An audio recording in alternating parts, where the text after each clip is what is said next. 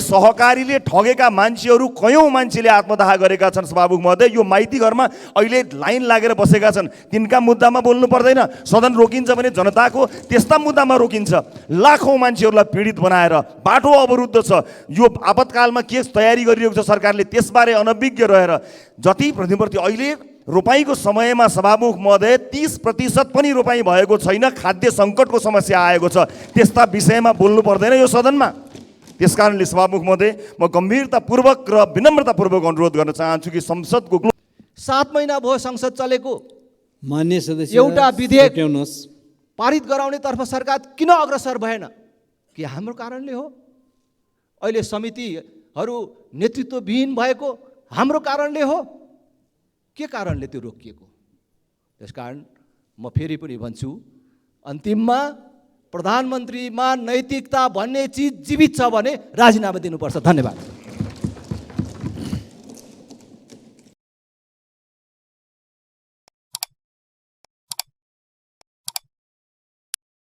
लामी छाने संक्षिप्तमा आफ्नो अभिव्यक्ति राख्दिनुहोस्।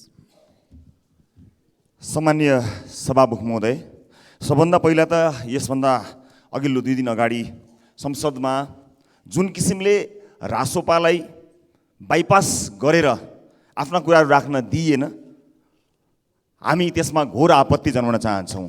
रासोपा प्रतिपक्षको भूमिकामा छ, तर रासोपाका प्रतिपक्षमा हुनुका पनि आफ्ना मुद्दाहरू छन्। त्यसकारण रासोपा अरू कुनै दलको मुद्दा होइन, आफ्ना मुद्दाहरूमा जो जनताका मुद्दा हुन् त्यस मुद्दामा उभिएको छ। आफ्नै स्वतन्त्र अस्तित्व साथ रासोपा उभिएको छ। यसबारेमा हेक्का होस् भन्ने कुरा म सम्मानित सदनलाई बताउन चाहन्छु, जसले गर्दा हामीले हाम्रा कुरा स्पष्ट राख्न पाएनौँ। हाम्रो कुरा राख्न नपाउँदै प्रमुख प्रतिपक्षले जे बोल्यो त्यसैलाई नै हाम्रै भाष्य हो भन्ने कुरा प्रमाणित गर्ने किसिमको जुन जालसाजीपूर्ण क्रियाकलाप भयो, हामीलाई त्यसमा आपत्ति छ। सम्मानित सभामुख महोदय मार्फत म यो कुरा प्रश्न गर्न चाहन्छु र हामीले त्यतिखेर स्पष्ट गर्न पाएको भए अझ सजिलो हुन्थ्यो। र फेरि पनि म स्पष्ट गर्न चाहन्छु, प्रधानमन्त्रीले दिनुभएको अभिव्यक्ति घोर आपत्तिजनक छ।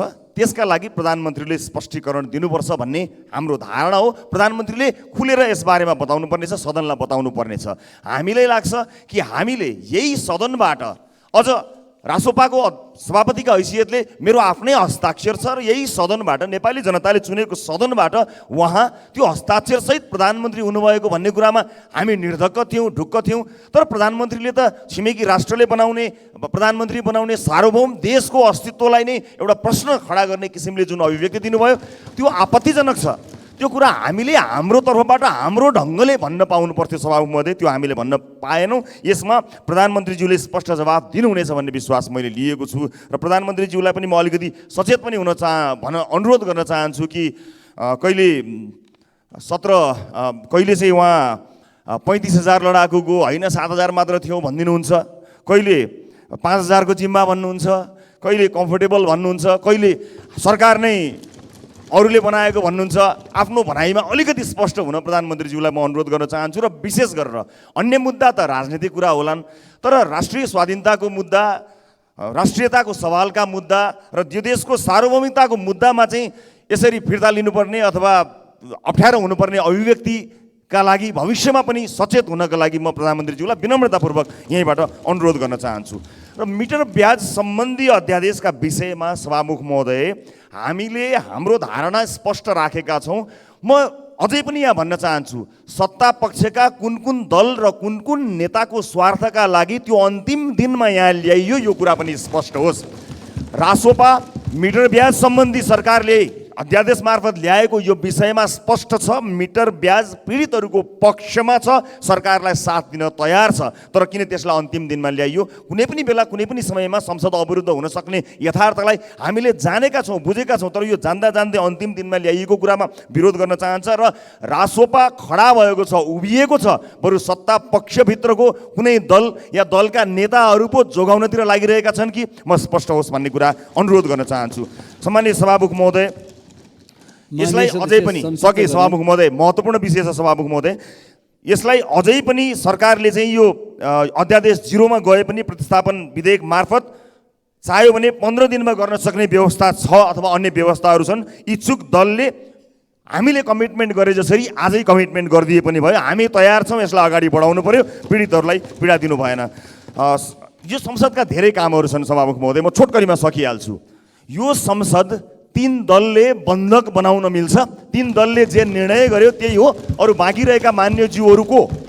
त्यस कारणले म यसमा हामी प्रतिपक्षमा छौँ, प्रतिपक्षले उठाएका सही ठाउँमा प्रतिपक्षमा एक ढिक्का छौँ, सरकारले गरेको राम्रो काममा सरकारलाई स्याबासी भन्न पनि हामी हिचकिचाउँदैनौँ। त्यस कारणले हाम्रो आफ्नै ठाउँ छ, आफ्नै एउटा स्पष्ट धारणा छ। यी संसदले गर्नुपर्ने थुप्रै कामहरू छन् सभामुख महोदय। अहिले कयौँ शिक्षा ऐन कहाँ गयो, अहिले निजामती ऐनको कुरा कहाँ गयो, प्रहरी ऐनको कुरा छ। यो मनी लन्ड्रिङको विषयमा देशलाई नै ब्ल्याकलिस्टेड गर्न सक्ने अवस्थासम्म पुगिरहेको छ। यत्रा कामहरू सदनमा छन्, सदनमा यत्रो कामहरू हुँदा शीर्ष नेताहरूको मुड चलेन रे उहाँहरूलाई भने यो सदन रोकिन्छ सभामुख महोदय? यो कदापि स्वीकार्य छैन सभामुख महोदय। जनताका मुद्दामा संसद रोकिन्छ भने रोकियोस्, तर नेताहरूको मुद्दामा, पार्टीका मुद्दामा संसद रोकिने कुरालाई रासोपा स्वीकार गर्दैन सभामुख महोदय। त्यसकारणले यो अत्यन्त जरुरी कुरा हो। संसदीय समितिहरू नभएर यस्तो धेरै अप्ठ्यारो परिरहेको अवस्थामा यसलाई गम्भीरतापूर्वक लिइयोस् र हाम्रै दलले 3वटा संसद यो सङ्कल्प प्रस्ताव समेत यहाँ दर्ता गरेको छ, त्यसमा पनि कहीँ कतै केही कारबाही भएको छैन। यो क्लोजिङको समय सभामुख महोदय, अहिले व्यापारीहरू यो असार मसान्तमा बैंकको ब्याज कसरी तिर्ने होला भनेर छटपटाइरहेको अवस्थामा उनका मुद्दा बोल्नुपर्ने छ। यहाँ कयौँ राजनीतिक कर्मीहरू, मैले निर्ममतापूर्वक भन्नुपर्ने हुन्छ, न व्यापार छ, न व्यवसाय छ, न जागिर गर्नुभएको छ, तै पनि सानको जिन्दगी बाँचिरहनु भएको छ। तर जसले व्यापार व्यवसाय जागिर गरेर बाँचेको छ, आज यो असार मसान्तमा बैंक ब्याज तिर्न नसकेर उहाँहरूको अवस्था दयनीय हुने अवस्थामा आएको छ। त्यसमा बोल्नु पर्दैन? मिटर ब्याज पीडितका बारेमा अगाडि बोल्नु पर्दैन? अहिले सहकारीले ठगेका मान्छेहरू, कयौँ मान्छेले आत्मदाह गरेका छन् सभामुख महोदय। यो माइती घरमा अहिले लाइन लागेर बसेका छन्, तिनका मुद्दामा बोल्नु पर्दैन? सदन रोकिन्छ भने जनताको त्यस्ता मुद्दामा रोकिन्छ। लाखौँ मान्छेहरूलाई पीडित बनाएर बाटो अवरुद्ध छ। यो आपतकालमा के तयारी गरिरहेको छ सरकारले, त्यसबारे अनभिज्ञ रहेर जति प्रतिवर्ती अहिले रोपाईको समयमा सभामुख महोदय 30% पनि रोपाई भएको छैन, खाद्य सङ्कटको समस्या आएको छ। त्यस्ता विषयमा बोल्नु पर्दैन यो सदनमा? त्यसकारणले सभामुख महोदय, म गम्भीरतापूर्वक र विनम्रतापूर्वक अनुरोध गर्न चाहन्छु कि संसदको गरिमालाई केही दलहरूले आफ्नो जुङ्गाको लडाइँ बनाउनु हुँदैन। प्रतिपक्षको भूमिकामा रहँदा रासोपाको आफ्नै अस्तित्व छ, प्रतिपक्षमा छ, प्रतिपक्ष दलहरूसँग एक ठाउँमा उभिने ठाउँमा एक ठाउँमा उभिन्छौँ, फरक मत भएको ठाउँमा फरक मतमा उभिन्छौँ र सरकारले गरेको राम्रो कामलाई खुला हृदयले साथ दिन्छौँ। सरकारले अहिले भ्रष्टाचार विरुद्ध अभियान जुन थालेको छ, सरकारलाई हामी स्याबास भन्न चाहन्छौँ, तर जरोसम्म पुग्नु पर्यो, हाँगाबिगा काटेर भएन, यही भन्न चाहन्छौँ। र अन्त्यमा सभामुख महोदय, फेरि पनि म भन्न चाहन्छु, यो मिटर ब्याज सम्बन्धी अध्यादेश जुन 0मा गएको छ, त्यसलाई बिउताउनको निमित्त, त्यसलाई एउटा प्रतिस्थापन विधेयक मार्फत ल्याउनका लागि राष्ट्रिय स्वतन्त्र पार्टी स्पष्ट रूपमा तयार छ। हामी तयार छौँ। यो सदन तयार हुनु पर्यो र जनताका यस्ता मुद्दाहरूलाई अगाडि बढाउनको निमित्त, कयौँ ऐनहरूलाई लगाउनको निमित्त र संसदीय समितिहरूलाई पनि सुचारू गर्नको निमित्त तयार हुनु पर्यो भन्ने अनुरोध गर्दै आफ्नो भनाइ टुङ्ग्याउँछु। धन्यवाद।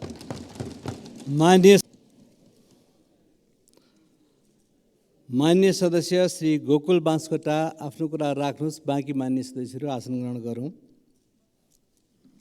संक्षिप्तमा कुरा राख्नको लागि म ध्यान आकर्षण गराउँछु।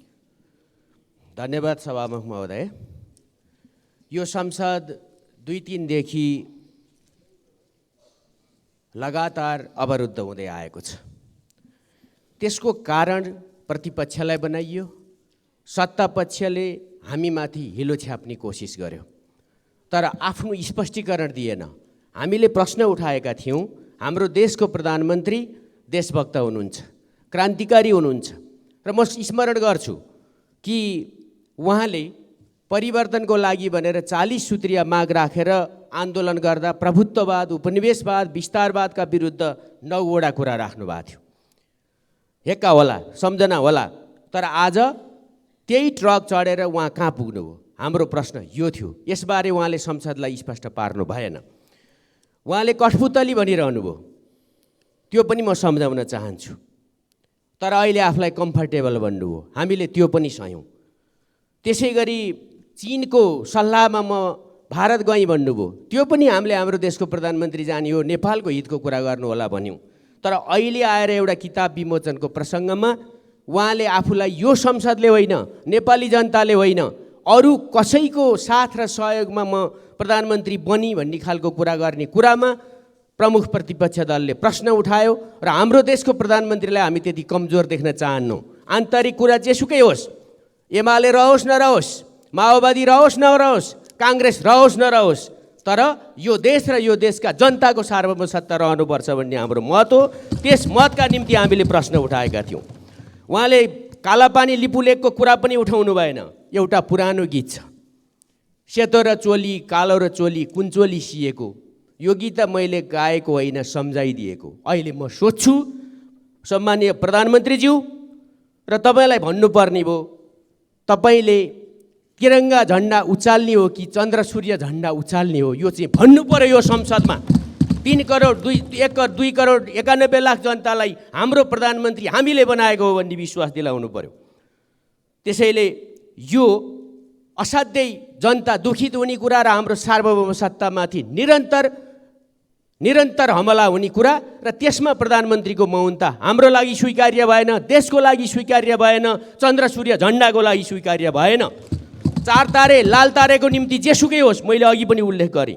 दोस्रो, अर्को एउटा कुरा सत्ता पक्षले निरन्तर भन्यो, मिटर ब्याजको विषयमा भ्रम छर्न खोज्यो के यो संसद 57 दिनपछि, प्रधानमन्त्रीज्यू तपाईँले 57 दिनपछि त्यो अध्यादेश ल्याउनु पर्छ जबकि सदन चलिरहेको छ। थाहा होला पहिलोचोटि प्रधानमन्त्री भएको होइन, तपाईँ पटक पटक हुनुभएको छ। त्यसैले हामीले संशोधन समेत राखेनौँ, कुनै अवरोध गरेनौँ। अनि मिटर ब्याजीको पक्षमा नेकपा एमाले रह्यो, प्रमुख प्रतिपक्षी दल रह्यो भनेर तपाईँले 21 गते 18 गते तपाईँको स्वकीय सचिवालयको तर्फबाट वक्तव्य जारी गरेर हामीमाथि औँला उठाउन पाइन्छ? कहाँनेरि विरोध भयो? यहाँ भन्नु पर्यो, दुनियाँलाई थाहा छ, देशभरिका जनतालाई थाहा छ, मिडियालाई थाहा छ। म सक्ने लागि सभामुख महोदय। त्यसैले हाम्रो प्रश्न के हो भने, यति गम्भीर प्रश्न उठाएपछि हाम्रो आशा थियो, विश्वास थियो प्रधानमन्त्रीले सदनलाई विश्वासमा लिनुहुन्छ, आफ्नो कुरा प्रश्न पार्नुहुन्छ। तर गठबन्धनको बैठक राखेर कोशी प्रदेशको सन्दर्भमा समेत त्यहाँको सरकार गर्ने काम गर्यो, राजनीति गर्ने काम गर्यो, संविधान च्यात्ने काम गर्यो। हिजो के भन्नुभएको थियो? आज सम्झिनु पर्दैन? आज थाहा हुँदैन?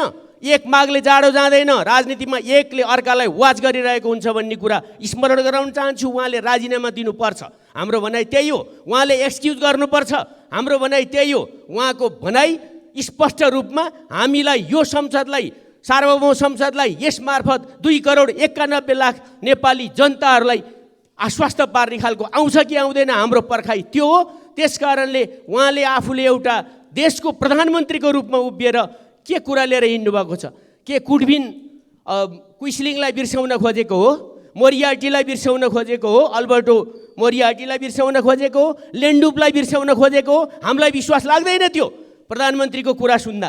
तर वातावरणले, व्यवहारले, अभ्यासहरूले, कुराहरूले, लघुतावासले, आत्मसमर्पणवादले राष्ट्रिय आत्मसमर्पणवाद स्वीकार्य छैन। त्यसकारण प्रधानमन्त्रीज्यूले संसदलाई स्पष्ट पार्नुपर्दछ र उहाँले सक्नुहुन्छ भने देशको लागि उभिने आँट गर्नुहोस्, पद छोडिदिनुहोस्। सत्ता स्वार्थको निम्ति देशको सार्वभौम सत्ता साटिँदैन, यही भन्न चाहन्छु सभामुख महोदय। हाम्रो भनाइ यही हो। यत्तिकै गरी चाहिँ अगाडि बढ्न सकिँदैन। त्यसकारणले उहाँले संसदलाई, प्रतिपक्षलाई मात्रै होइन, देशका जनताले प्रश्न उठाएका छन्, स्पष्ट पार्नुहोस्, यही हो भनाइ। धन्यवाद। माननीय सदस्य राजेन्द्र प्रसाद लिङ्गदेन, संक्षिप्तमा अभिव्यक्ति दिनुहोला। सभामुख महोदय, अवश्य संक्षिप्तमा आफ्नो कुरा राख्नेछु। तर सभामुख महोदय, म ध्यान आकर्षण गर्न चाहन्छु कि यो संसदमा केही राजनीतिक दलहरू मात्रै छैनन्, थुप्रै राजनीतिक दलहरू छन् योचोटि र निर्णायक तहमा छन्। अघिल्लो संसदमा, अघिल्लो बैठकमा जुन प्रकारको रुलिङ भयो त्यसप्रति म चाहिँ खेद व्यक्त गर्न चाहन्छु, दुःख व्यक्त गर्न चाहन्छु। हामीले प्रधानमन्त्रीले एउटा पुस्तक विमोचनमा जे कुरा बोल्नुभएको थियो, प्रतिपक्षमा रहेका सबै राजनीतिक दलहरूले सामूहिक रूपमा त्यसको प्रतिवाद गरेका थियौँ र त्यसको स्पष्टीकरण माग गर्न चाहेका थियौँ। र त्यति मात्र होइन, यो नैतिकतासँग जोडिएको विषय हो र प्रधानमन्त्रीमा नैतिकता भन्ने चिज जीवित छ भने राजीनामा दिनुपर्छ भनेर हामीले भनेका थियौँ। तर त्यो किन हामीलाई सभामुखबाट विचार राख्ने मौका किन प्राप्त भएन त्यो दिन? त्यो पद्धति मिचेर किन सत्तापक्षतर्फ बोल्ने क्रम घुमाइयो? यसप्रति म दुःख व्यक्त गर्न चाहन्छु र सभामुखको गम्भीर ध्यान आकर्षण गर्न चाहन्छु। सम्माननीय प्रधानमन्त्रीले कुनै बेला नेपालमा फलाना पार्टी मिलेर सरकार बनायो भने छिमेकीहरूको लागि कम्फर्टेबल हुन्छ भनेर भन्नुभएको थियो।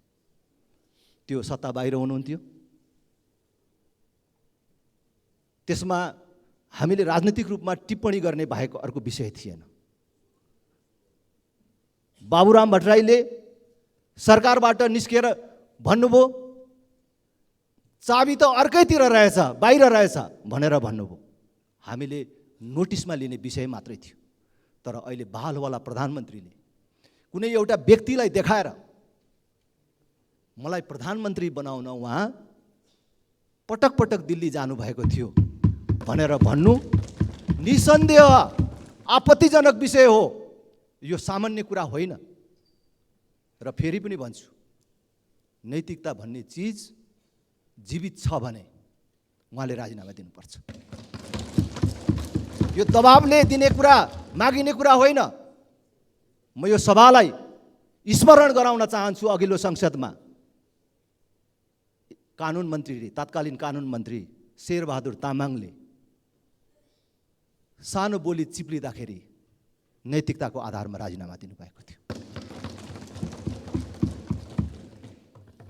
यो राष्ट्रको सार्वभौम सत्तासँग सम्बन्धित विषयमा यस प्रकारको अभिव्यक्ति आउनु सामान्य कुरा होइन। र त्यसपछि झन् सत्ता पक्षबाट, प्रधानमन्त्री स्वयंबाट र प्रधानमन्त्रीको प्रेस सल्लाहकारबाट प्रतिपक्षीहरूलाई गम्भीर आक्षेप लगाउने ढङ्गले जुन अभिव्यक्ति आयो कि हामीले प्रधानमन्त्रीको राजीनामा माग गर्यौँ, प्रधानमन्त्रीको अभिव्यक्तिको प्रतिवाद गर्यौँ, त्यसलाई कहाँ जोडियो कि हामीले मिटर ब्याजीको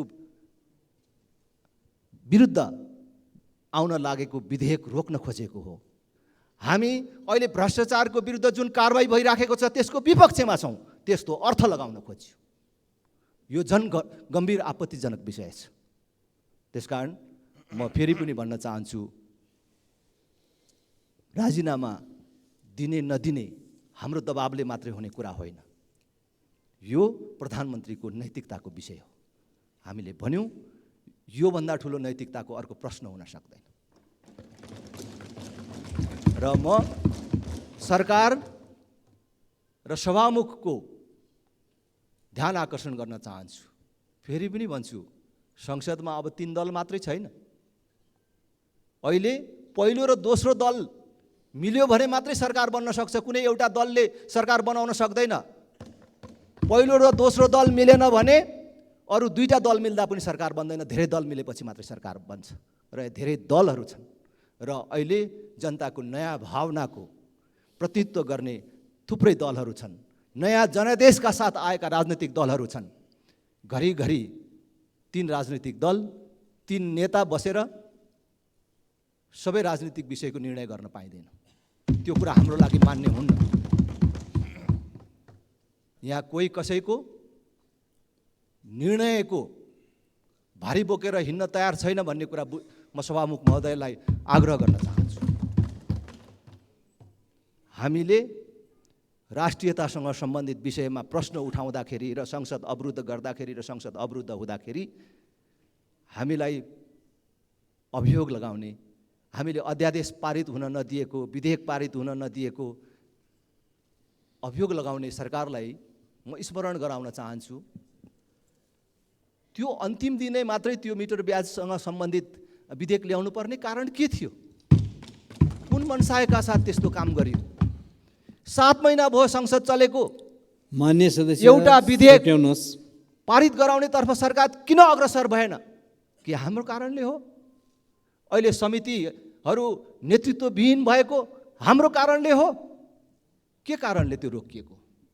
त्यसकारण म फेरि पनि भन्छु, अन्तिममा प्रधानमन्त्रीमा नैतिकता भन्ने चिज जीवित छ भने राजीनामा दिनुपर्छ। धन्यवाद।